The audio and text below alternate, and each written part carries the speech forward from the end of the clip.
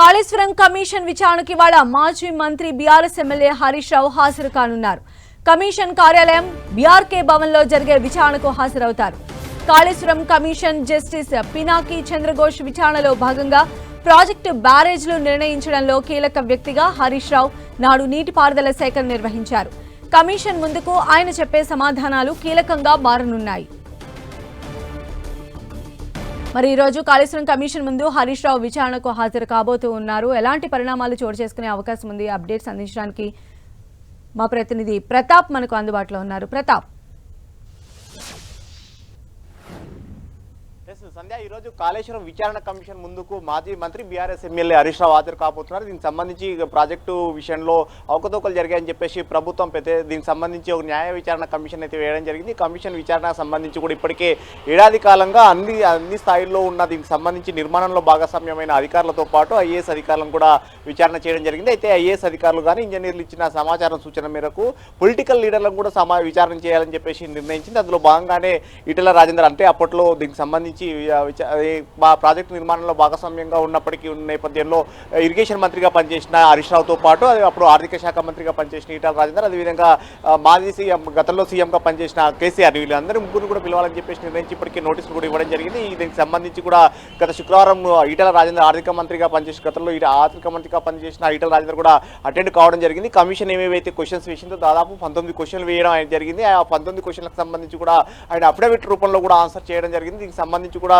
Commission అడిగిన questions కన్నిటి కూడా answer చెప్తూ కూడా అప్పుడు ప్రభుత్వానికి సంబంధించి ప్రభుత్వ అధినేతగా కేసీఆర్ నిర్ణయాలు తీసుకున్నారు. అదేవిధంగా దీనికి సంబంధించి మిగతా అంశాలకు సంబంధించి టెక్నికల్ అంశాలకు సంబంధించితో పాటు ఈ ఆర్థిక నిర్వహణకు సంబంధించిన అంశాలన్నీ కూడా ఇరిగేషన్ శాఖ నిర్వహించింది. అప్పుడు కాళేశ్వరం కార్పొరేషన్ ఏర్పాటు చేసినప్పటికీ కాళేశ్వరం కార్పొరేషన్ అంతా కూడా ఇరిగేషన్ శాఖ కింద పనిచేసింది అంటూ కూడా ఈటెల రాజేందర్ సమాధానం చెప్పడం జరిగింది. మిగతా అంశాలకు సంబంధించి టెక్నికల్ అధికారుల సూచన మేరకే నిర్ణయం తీసుకున్నాము. అప్పుడు సబ్ కమిటీ నిర్ణయం కానీ ఇవన్నీ అంశాలకు సంబంధించి కూడా అంటూ కూడా ఆయన దాటవేత ధోరణితోటి అప్పటికి ఇరిగేషన్ శాఖ మీద అదేవిధంగా ప్రభుత్వ అధినేత పిన్న కూడా సమాధానాలు చెప్పడం జరిగింది. అయితే దీన్ని దృష్టిలో పెట్టుకొని ఈరోజు అప్పుడు ఇరిగేషన్ శాఖ మంత్రిగా పనిచేసిన హరీష్ రావును కూడా ఈరోజు అటెండ్ కావాల్సిందిగా కమిషన్ కోరింది. అయితే అందులో భాగంగా ఈరోజు ఉదయం 11 గంటలకు హరీష్ రావు కమిషన్ కార్యాలయం ముందు అటెండ్ కాబోతున్నారు. దీనికి సంబంధించి కూడా కమిషన్ కార్యాలయం ముందుకు వచ్చిన తర్వాత దీనికి సంబంధించి అంటే ఇప్పటికీ హరీష్ రావు గారు చెప్పిన ఈటెల రాజేందర్ చెప్పిన అంశాలు ఏవైతే ఉన్నాయో వాటిని దృష్టిలో పెట్టుకొని కానీ మిగతా అంశాలన్నిటి కూడా క్వశ్చన్ చేసే అవకాశం ఉంటుంది. అప్పుడు ఇరిగేషన్ శాఖ మంత్రిగా హరీష్ రావు ఎలాంటి పాత్ర పోషించారనే వాటికి సంబంధించి కూడా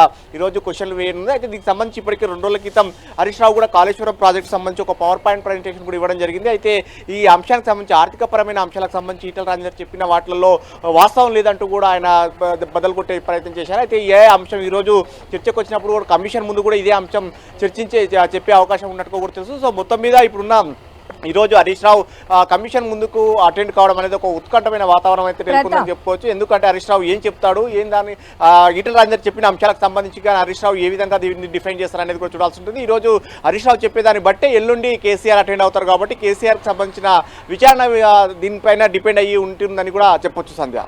అయితే ప్రతాప్, అంటే కమిషన్ ముందు ఎంతసేపు ప్రశ్నల వర్షం కురిపించబోతున్నారు హరీష్ రావుకి? అదేవిధంగా ఇప్పుడు ఈటెల చెప్పినట్టుగానే స్టేట్మెంట్ కూడా హరీష్ రావు చెప్పచ్చు అనేటువంటి ఊహాగానాల నేపథ్యంలో ఈరోజు హరీష్ రావు చెప్పేటువంటి అంశాలు కేసీఆర్ని విచారించేటువంటి సమయంలో ఎంత కీలకంగా మారే అవకాశం ఉంది?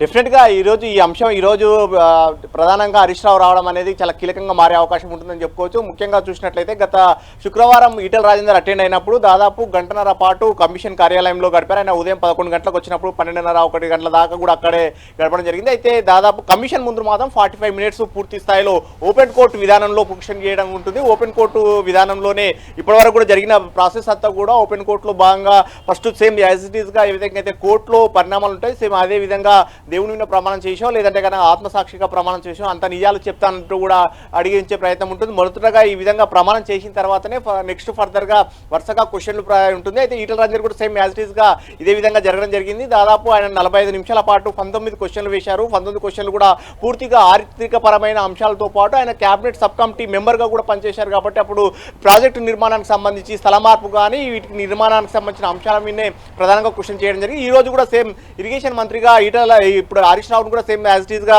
వీటిపైన నిర్మాణం పైన ప్రధానంగా క్వశ్చన్ చేసే అవకాశం ఉంటుంది. ఎందుకంటే ఇప్పటికే national dam safety authority NDSA కానీ అదేవిధంగా విజిలెన్స్ అండ్ ఎన్ఫోర్స్మెంట్ కూడా ఇచ్చిన సమాన ఏవైతే రిపోర్ట్లు ఉన్నాయో ఆ రిపోర్ట్ల ఆధారంగానే ఈ రోజు హరీష్ రావును ప్రశ్నించే అవకాశం ఉన్నట్టు కూడా తెలుస్తుంది. ఎందుకంటే నిర్మాణ స్థల మార్పు విషయానికి సంబంధించి కానీ అదేవిధంగా నిర్మాణంలో జరిగిన లోపాలనే అంశాలను కూడా ఎన్డీఎస్ఏ పాటు విజిలెన్స్ అండ్ ఎన్ఫోర్స్మెంట్ కూడా ప్రస్తావించడం జరిగింది. విజిలెన్స్ అండ్ ఎన్ఫోర్స్మెంట్ అయితే ఏకంగా 33 మంది అధికారులపైన యాక్షన్ చర్యలు కూడా తీసుకోవాలని చెప్పేసి కూడా వారిపైన ఐపీసీ సెక్షన్స్ కేసులు కూడా నమోదు చేయాలని చెప్పేసి సజెషన్ చేసింది. ఈ పరిణామాల నేపథ్యంలో నిర్మాణానికి సంబంధించిన వాటిలో ఇరిగేషన్ అధికారులకు సంబంధించి ముఖ్యంగా ఇంజనీర్లంతా కూడా అప్పుడు ప్రభుత్వ సూచనల మేరకే మేమంతా నిర్ణయం తీసుకోమని చెప్తున్నారు. కాబట్టి ప్రభుత్వ సూచన మేరకు అప్పుడు ఇరిగేషన్ శాఖ మంత్రిగా ఉన్న హరీష్ రావును అడిగితే దీనికి కీలకమైన సమాచారం వచ్చే అవకాశం ఉంటుందనే భావనలో కమిషన్ ఉంది. కాబట్టి ఈ రోజు హరీష్ రావును అడిగి వీటన్నిటిని కూడా వివరణకు సంబంధించిన సమాధానాలు రాబట్టే అవకాశం ఉంటుంది. సంధ్య. రైట్ ప్రతాప్.